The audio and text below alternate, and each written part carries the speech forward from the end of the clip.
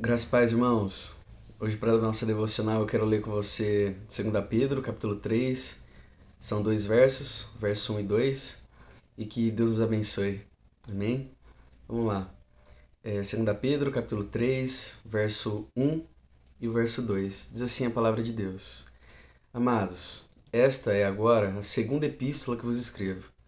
Em ambas procuro despertar com lembranças a vossa mente esclarecida, para que vos recordeis as palavras que anteriormente foram ditas pelos santos profetas, bem como do mandamento do nosso Senhor e Salvador, ensinado pelos vossos apóstolos. Ao longo aí da história da igreja, os falsos mestres, sempre tentaram intimidar as pessoas, os cristãos, desprezando, zombando, escarnecendo de um jeito bem sarcástico a respeito aí das verdades do Evangelho. Nesse caso aqui, nesse texto, a esperança aí, da vinda de Jesus estava sendo atacada aí nos corações e nas mentes, dos cristãos. E estava passando aí por um tipo de afronta e escárnio por parte desses falsos profetas. Pedro vai entrar em ação aí para proteger a doutrina de Cristo, a mente e a fé dos fiéis, E é exatamente isso que ele vai fazer aqui nessa sessão, Capítulo 3, 1 ao 10, ele vai responder diretamente a esses ataques relacionados à vinda de Jesus. Ele primeiro aí vai considerar os argumentos que são falaciosos, desses homens que eram mentirosos, falando contra o retorno de Cristo, e depois ele vai responder a essas alegações mostrando com argumentos a mentira que eles estavam contando, exatamente para defender a volta de Cristo. E ele vai concluir assegurando aí os leitores que não importa o que os hereges dizem, o futuro julgamento de Deus é certo e Cristo vai de fato retornar. Tudo isso para defender a verdade de Deus e nutrir essa esperança do retorno de Cristo na mente e nos corações dos cristãos. Mas dessa passagem aqui eu quero destacar o que Pedro, como um pregador, praticava aqui. Não só Pedro, como também os apóstolos praticavam, sempre quando eles iam expor os princípios da verdade de Deus. Nós somos pessoas muitas vezes relapsas, de memória fraca e que facilmente se esquece das coisas que a gente deveria estar se lembrando com frequência. Deveria ser objeto da nossa constante reflexão, observação, a fim de que elas jamais se percam aí com o tempo. Pedro ele vai mostrar que ele cria na importância da repetição, de você fazer ênfase repetidas vezes em algo que é importante. Ele sabia que as coisas deveriam ser repetidas várias vezes para que a verdade penetrasse na mente. Quando Paulo estava escrevendo, por exemplo, aos Filipenses, ele diz que repetir as coisas inúmeras vezes não incomodava ele e que isso era seguro para os filipenses, ou seja, fazia bem para a fé deles ficar repetindo várias vezes a mesma coisa. Com a repetição, a gente acaba incorporando na mente os princípios do saber. Repetição é o melhor exercício aí de fixação. Isso a gente encontra aí nos métodos pedagógicos, principalmente com criança. A gente precisa ficar repetindo as coisas. Destacar o que é importante não pode ser esquecido. Geralmente, nós somos pessoas aí que são viciadas em novidade. E aqui é importante, interessante destacar isso. A gente está sempre buscando algo que é inédito, ansiosos aí por coisas novas. Enquanto que na realidade, muitas vezes o que a gente precisa é de uma repetição das verdades que são fundamentais, eternas, e que a gente é inclinado a esquecer facilmente aí e se perder do que elas significam pra gente. Tem certos alimentos, por exemplo, que a gente nunca se cansa de comer e que são necessários para o nosso sustento diário, Tá sempre no cardápio.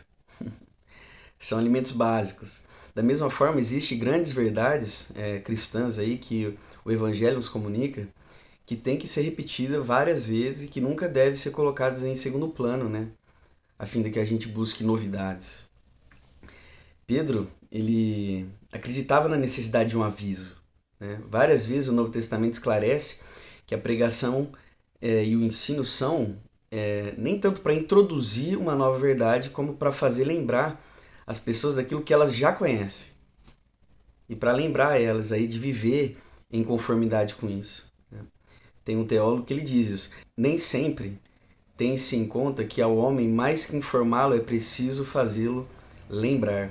Os gregos falavam, né, que o tempo aí apaga as coisas, como se a mente humana fosse um quadro negro e o tempo uma esponja que passasse aí sobre este quadro apagando, né, anulando lembranças. Com muita frequência, a gente está nessa condição, né, de pessoas que precisam ser lembradas e ensinadas daquilo que nós já sabemos. A intenção de Pedro era despertar o limpo entendimento. Algumas versões vai traduzir mente esclarecida, sadio entendimento. A palavra aí traduzida como limpo, ela pode significar aquilo que é passado pela peneira, né? Até que não fique aí nenhuma impureza. Pode se referir também àquilo que é tão puro, tão íntegro, né? Que é visto aí a plena luz. Platão utilizava dessa palavra aí para se referir no sentido de razão pura, né? Aquela razão que é aguda, clara, não contaminada. Pedro está apelando aí aos leitores, lembrando eles de que suas mentes não estão contaminadas pelas heresias, né? A incredulidade, os desejos carnais, eles precisam se lembrar que a mente deles está purificada. É isso aí que Pedro está fazendo com eles. É como se ele dissesse: vocês são pessoas boas e inteligentes, vocês precisam se lembrar disso. Pedro, evidentemente, também cria numa unidade da Escritura. No verso 2 aí que a gente leu, ele acaba enfatizando um pouquinho aí de um caráter distintivo da palavra de Deus, né, que é o propósito nela. Primeiro havia os profetas que predisseram a Cristo, né? Em segundo lugar, o próprio Cristo, que veio segundo as profecias, prediziam. E em terceiro lugar, os apóstolos, que divulgavam, né, as boas novas a respeito de Jesus. Para Pedro, a Bíblia era um livro centrado em Jesus Cristo, né, um caráter todo cristocêntrico, e que precisa ser imprimido também na pregação para que isso seja embutido, né, gravado na mente e nos corações dos cristãos, dos fiéis. O Antigo Testamento falava de Jesus, os evangelhos contam a respeito de que Jesus veio de fato, e os apóstolos pregam aos homens essa mensagem de Cristo. A única maneira de ler a Bíblia de um jeito inteligente é pôr Cristo no centro da mensagem, né? É o livro que começa falando da preparação para a vinda de Cristo, que passa sobre o relato de como Cristo veio, e que finaliza dando a todos aí o Evangelho de Jesus, né? Do princípio ao fim, a mensagem da Bíblia é Cristo. Bom, a gente aprende hoje que nossas mentes precisam ser lembradas e devem estar sempre apegadas à verdade, limpa, pura, esclarecida, convicta, né? E para isso a gente precisa se apegar com mais firmeza à palavra de Deus, aquilo que nos foi pregado, com um exercício aí consciente, né, e intencional de lembrar dessas verdades diariamente, para que elas nunca se percam aí com o tempo. Mais do que coisas novas, a gente precisa às vezes ser lembrado daquilo que a gente já sabe, né? As mentes purificadas têm de ser estimulada para que os crentes se mantenham ativos e vivos na verdade. Tá? Isso é o que guarda a nossa mente, guarda o nosso coração. Isso é aquilo que protege a gente da mentira, do engano e nos faz apegados a Cristo. Amém? Vamos orar. Pai, obrigado pela sua palavra. Obrigado por aquilo que ela nos ensina. Obrigado porque ela protege a gente da mentira, livra a gente do engano e nos mantém conscientes a respeito da verdade. Eu peço a Deus que o tempo jamais ofusque o brilho da luz da Escritura sobre as nossas vidas.